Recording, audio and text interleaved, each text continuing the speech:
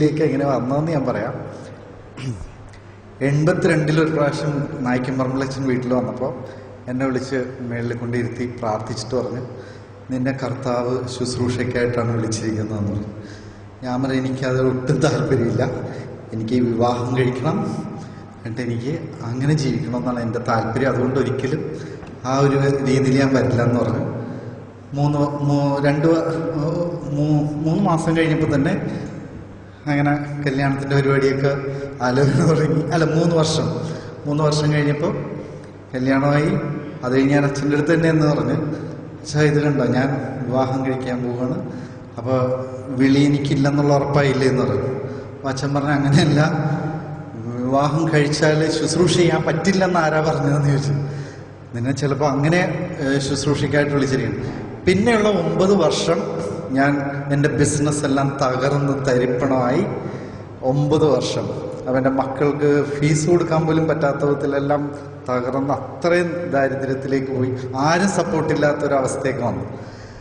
അപ്പോൾ ഞാൻ ഒരിക്കലും പറഞ്ഞു, എന്നെ ഇതിൽ നിന്നെല്ലാം രക്ഷിക്കുകയാണെങ്കിൽ ഞാൻ 2 വർഷം ശുശ്രൂഷ ചെയ്യാം, അത് കഴിഞ്ഞ് ഞാൻ ബിസിനസ്സിലോട്ട് പോകും.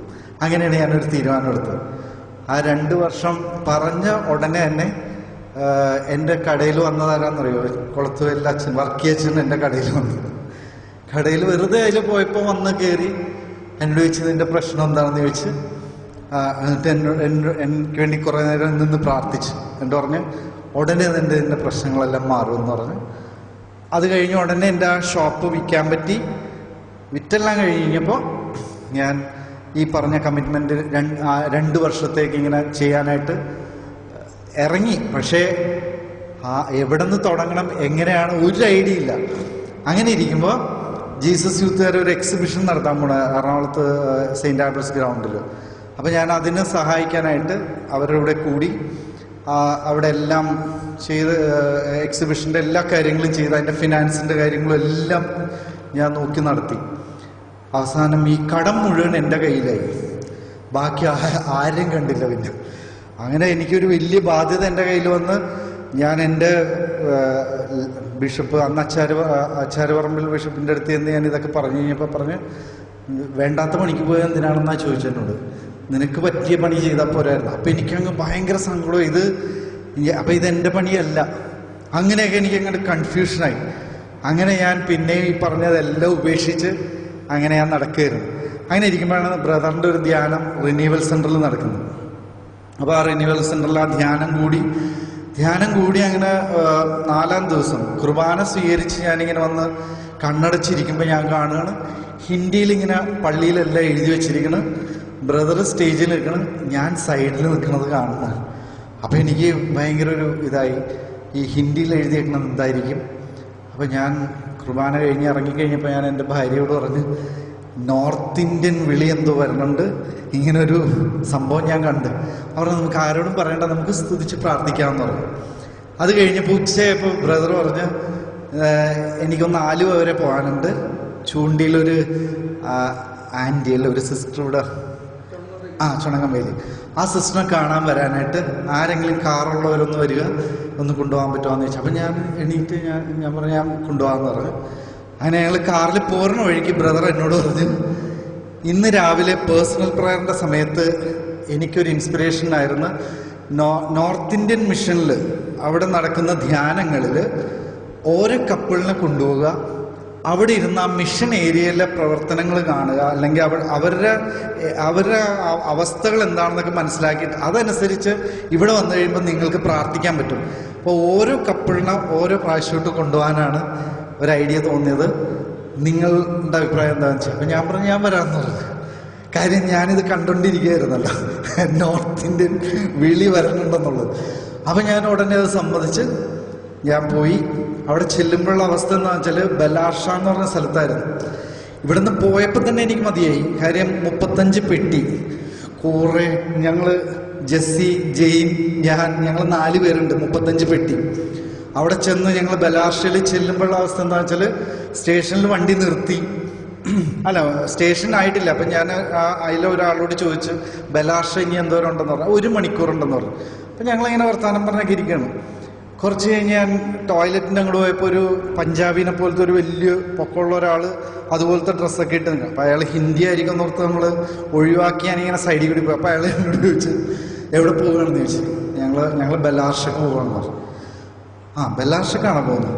ബലാർഷയിലാണ് ഇപ്പോൾ വണ്ടി നിർത്തിയിരിക്കുന്നതെന്ന് പറഞ്ഞു. അപ്പോൾ എന്താണ് 35 പെട്ടിയുണ്ട് ഇതിൻ്റെ അകത്ത്. പെട്ടിയെല്ലാം ഇതിലൂടെ ഡോറിലൂടെ പിന്നെ പുറത്തോട്ട് എറിയായിരുന്നു. കാര്യം 5 മിനിറ്റാണ് അവിടെ സ്റ്റോപ്പ്. അപ്പോൾ തുടക്കം തന്നെ അങ്ങനെ നല്ലൊരു എനർജി കിട്ടുന്ന പരിപാടിയിലൂടെ തുടങ്ങിയത് മിനിസ്ട്രി. അത് കഴിഞ്ഞ് അവിടെ ചെന്ന് എന്നോട് പറഞ്ഞ ആദ്യത്തെ പരിപാടി പറഞ്ഞത് വെളുപ്പിന് 3:30 മണിക്ക് നിന്നെ ഞാൻ വിളിക്കും, നിങ്ങൾ പ്രാർത്ഥിക്കാനായിട്ട് ചാപ്പലിൽ വരണം, രാത്രി 11 മണി വരെ പ്രാർത്ഥന. അപ്പോൾ ഞാൻ തീരുമാനിച്ചു ഇനി മേലെ ഈ പരിപാടി കയറിയിരുന്ന് എങ്ങനെ പ്രാർത്ഥിക്കണം, എന്ത് ചെയ്യണം, ഒരു ഐഡിയ ഇല്ല. അവിടെ ഇരുന്ന് അപ്പം എനിക്ക് ഭാഗ്യത്തിനൊരു ബുക്ക് കിട്ടി, ഫ്രാൻസിസ് അസീസിയുടെ ഒരു പുസ്തകം കിട്ടി. കംപ്ലീറ്റ് അവിടെ ഇരുന്ന് വായിച്ചു. ഒരു ദിവസം കഴിഞ്ഞ് 2 ദിവസം കഴിഞ്ഞപ്പോൾ പറഞ്ഞു ഉപവസിക്കണമെന്ന് പറഞ്ഞു. അപ്പം എൻ്റെ ലൈഫിൽ അങ്ങനെ ഒരു പരിപാടി നടന്നിട്ടില്ല. അവ പറഞ്ഞ് ഉപവാസം. ഞാൻ പറഞ്ഞ അത് വിട്ടേരും, ഞാൻ ചെയ്യില്ല എന്ന് പറഞ്ഞു. അപ്പോൾ എന്താ പറ്റി? അപ്പോൾ ഞാൻ പറഞ്ഞ ചെറുപ്പത്തിൽ തന്നെ എനിക്കൊരു തലയിറങ്ങി, ഒരു പ്രാവശ്യം ഭക്ഷണം കഴിക്കാതിരുന്ന് തലയിറങ്ങി വീണു. അപ്പോൾ ഡോക്ടർ പറഞ്ഞ് ഇങ്ങനെയുള്ള പരിപാടിയൊന്നും വേണ്ടെന്ന് പറഞ്ഞു. അത് ഞാൻ അങ്ങനെ തന്നെ അനുസരിച്ചുകൊണ്ടിരിക്കുകയാണ്.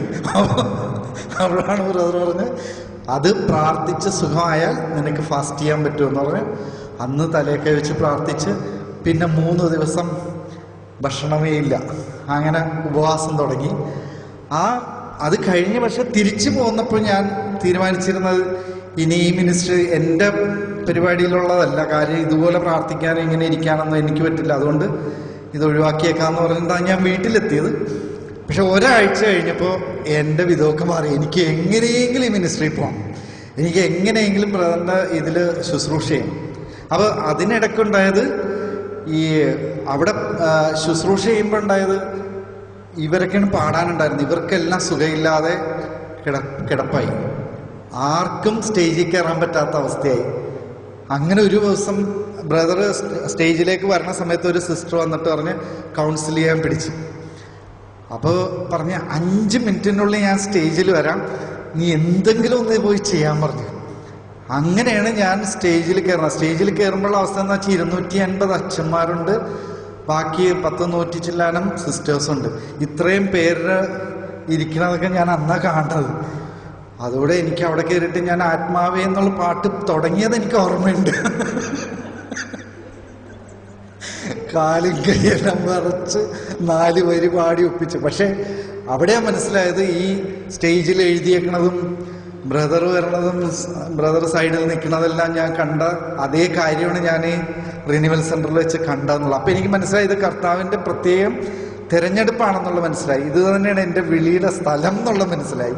പക്ഷെ അത് കഴിഞ്ഞ് ഞാൻ വീട്ടിൽ വന്ന് ഇനി വേണ്ടാന്ന് തന്നെ തീരുമാനിച്ച പോകുന്നതെങ്കിലും ഒരാഴ്ച കഴിഞ്ഞപ്പോൾ എൻ്റെ ഉള്ളിൽ ഭയങ്കര ആദിയായി, എനിക്ക് എങ്ങനെയെങ്കിലും പോകണം. അപ്പം ഞാൻ ഭാര്യയോട് പറഞ്ഞു, അന്ന് 2 മക്കൾ, ഒരാൾ 10ാം ക്ലാസ്സിലോട്ടാണ്, അതിൻ്റെ ഇളയാൾ. അപ്പോൾ അത്രയും ഉള്ള കുട്ടികളൊക്കെ ഉള്ളപ്പോൾ എങ്ങനെ ഇത് അവരുടെ കാര്യങ്ങളൊക്കെ നോക്കാനുള്ള ഉത്തരവാദിത്തങ്ങളൊക്കെ ഇട്ട് ഇതെങ്ങനെ പോകും, ഇങ്ങനെയുള്ള ഭയങ്കര കൺഫ്യൂഷനാണ്. അപ്പോൾ വൈഫ് പറഞ്ഞത് നമുക്ക് പ്രാർത്ഥിക്കാം, കർത്താവിൻ്റെ ഹിതമാണെങ്കിൽ നമുക്കത് തീരുമാനിക്കാമെന്ന് പറഞ്ഞ് ഞങ്ങൾ 2 പേരും കൂടി കരങ്ങൾ ചേർത്ത് പിടിച്ച് ഇരുന്ന് ഞങ്ങൾ പ്രാർത്ഥിക്കണം. ഒരു വൈകിട്ട് ഒരു 4 മണിക്ക് ഞായറാഴ്ച ഞങ്ങളിങ്ങനെ പ്രാർത്ഥിച്ചുകൊണ്ടിരിക്കുമ്പോൾ ബോംബെ എന്നൊരു ഫോൺ വരികയാണ്. മരിയ ചേച്ചി ആയിരുന്നു. മരിയ ചേച്ചി പറഞ്ഞ് ബോംബെ വരെ കുറച്ച് ബുക്സ് കൊണ്ടുപോകണം, അതിന് ആരുമില്ല, കൊണ്ടുപോയി കൊടുത്തിട്ട് തിരിച്ചു പോരാൻ പറഞ്ഞു. അപ്പം ഞാനോർത്ത് അത് വലിയൊരു കാര്യമാണ്. കാര്യം അങ്ങനെ ഒന്നും അങ്ങോട്ട് ചെല്ലല്ല. പക്ഷേ 5 ദിവസം നിൽക്കേണ്ടി വരുമെന്നുള്ളത് അപ്പോഴേ പറഞ്ഞിരുന്നു. ഞാൻ അപ്പം അതനുസരിച്ചുള്ള ഡ്രസ്സൊക്കെ എടുത്തിട്ടാണ് ഞാൻ പോയത്. പിറ്റേ ദിവസം അൺറിസർവ്ഡ് ബോംബെ ട്രെയിനിൽ കയറി ഈ ബുക്കും സാധനങ്ങളൊക്കെ ആയിട്ട് ഞാൻ പോകുന്നു. അവിടെ ചെന്ന് പിന്നെ ഞാൻ വരുന്നത് 1.5 മാസം കഴിഞ്ഞു. ആ പിടുത്തം അതുപോലത്തെ പിടുത്തം പിടിച്ചു. അങ്ങനെ കൽക്കട്ട, ഒറീസ, അങ്ങനെയുള്ള എല്ലാ സ്ഥലങ്ങളിലും പ്രോഗ്രാമിൽ ഇത് ചെയ്ത് അങ്ങനെ തിരിച്ചു വന്നു. ഇപ്പം ഞാനിപ്പോൾ 15 വർഷമായി ബ്രദറിൻ്റെ കൂടെ ആയിട്ട്. അപ്പം ഞാൻ കഴിഞ്ഞ ദിവസം ഞാൻ ഓർക്കണമായിരുന്നു, ജോസ് പുത്തം വീട്ടിലച്ഛൻ പിതാവ് പറഞ്ഞൊരു കാര്യം, ഈ പ്രാർത്ഥിക്കണതൊന്നും കേൾക്കണില്ല എന്ന് തോന്നുന്നുണ്ടെങ്കിൽ സഹനത്തിന് വേണ്ടി ഒന്ന് പ്രാർത്ഥിച്ചു നോക്കാം, ആ സെക്കൻഡിൽ കിട്ടുമെന്നുള്ളത്. അതെനിക്ക് വളരെ കൃത്യമായിട്ട് അറിയാവുന്നൊരു കാര്യമാണ്. കാരണം ഞാനിങ്ങനെ പ്രോഗ്രാംസ് കൂടിയപ്പോൾ ഒരു പ്രാവശ്യം മാതാവിൻ്റെ കൊന്ത മാസം തുടങ്ങണതിന് തൊട്ട് മുമ്പ് എല്ലാ പള്ളികളിലും ഇങ്ങനെ പ്രോഗ്രാമായിട്ട് പോകുന്ന സമയമായിരുന്നു. അപ്പം ഞാനിങ്ങനെ പ്രാർത്ഥിച്ച്, എൻ്റെ ഈ കാലൊന്നും ഒടുങ്ങിയിരുന്നെങ്കിൽ ഒരു മാസം കിടന്ന് കൊന്തയല്ലായിരുന്നു എന്നുള്ള ഒരു ആഗ്രഹം. ഞാനത് ചോദിച്ച് തീർന്നില്ല. 2 മിനിറ്റ് കഴിഞ്ഞപ്പോൾ അടുക്കളയിൽ നിന്ന് ഭയങ്കര ഒരു സ്വരവും കരച്ചിലൊക്കെ കേട്ട് ഞാൻ നോക്കുമ്പോൾ അവിടെ അടുക്കളയിൽ ഒരു ചട്ടിയുടെ അകത്ത് വെച്ചിരുന്ന എണ്ണയ്ക്ക് തീ പിടിച്ച് അങ്ങനെ ഭയങ്കര ഹൈറ്റിൽ ഇങ്ങനെ തീയായിട്ട് നിൽക്കുകയാണ്. അപ്പോൾ എനിക്ക് എന്ത് ചെയ്യണമെന്നറിയില്ല. ഞാൻ നേരെ എന്ന് ഈ പാത്രം വേറൊരു കോല് കൊണ്ടൊക്കെ ഇങ്ങനെ എടുത്ത് പൊക്കി അതങ്ങനെ തന്നെ മറിഞ്ഞ് എൻ്റെ കാലയിലോട്ട് വീണ് ഇവിടെ നിന്ന് ഇവിടം വരെ കംപ്ലീറ്റ് ആയിട്ട് അങ്ങ് പൊള്ളി. 2 മിനിറ്റ് കഴിഞ്ഞപ്പോൾ ഉണ്ടായ സംഭവം ഇത് പറഞ്ഞു കഴിഞ്ഞോടെ.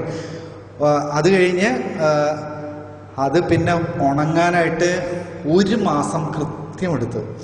അപ്പം ഈ 1 മാസം മുഴുവനും കട്ടിലിൽ കിടന്നുകൊണ്ട് ശരിക്ക് പ്രാർത്ഥിക്കാൻ പറ്റി.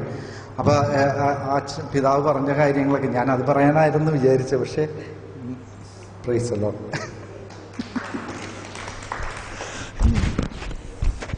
പോയാണിത്. ഒരുപാട് കാര്യങ്ങൾ ഇത് പറഞ്ഞു തീർന്നു. 4-5 ദിവസം പറയാനുള്ള കാര്യങ്ങൾ എല്ലാവർക്കും ഉണ്ട്.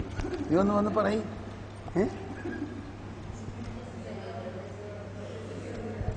പറഞ്ഞ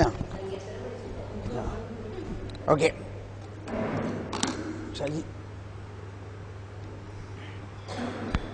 അപ്പൊ ഇനി നിങ്ങളുടെ ഷെയറിംഗ് ആണ്.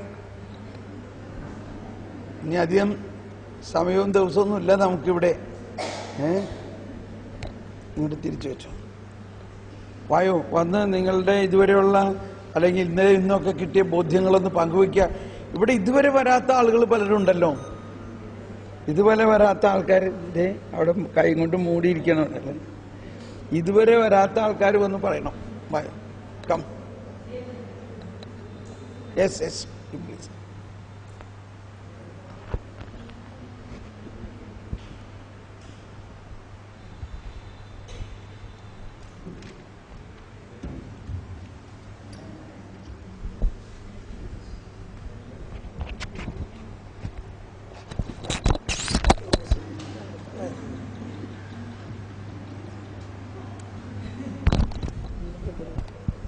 ഇത് ഭയങ്കര മിനിസമാണ്, കുഴപ്പമില്ല.